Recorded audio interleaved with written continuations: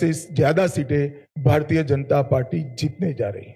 152টা দল তো, আমি প্রথম বলেছিলাম 130টা বলেছিলাম তৃণমূল কংগ্রেস, 1500টা পাবে কিনা সন্দেহ আছে।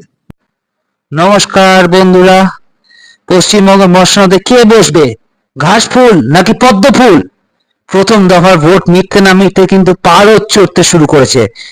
একদিকে কেন্দ্রীয় স্বরাষ্ট্রমন্ত্রী অমিত শাহ বুক ঠুকে দাবি করছেন যে তারাই ক্ষমতায় আসছেন, আর অন্যদিকে বীরভূমের বেতাজ বাদশাহ অনুব্রত মণ্ডলের একটি ভাইরাল ভিডিও ঘিরে তোলপাড় রাজ্য রাজনীতি।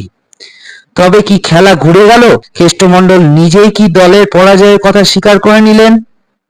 আজকে এই ভিডিওতে এই নিয়ে হবে কাটাছেঁড়া। প্রথম দফার ভোট শেষ হওয়ার 24 ঘন্টাও কাটেনি, তার আগেই দিল্লিতে বসে অমিত শাহজি দাবি করে বসলেন বিজেপি এবার ক্ষমতায় আসছেই।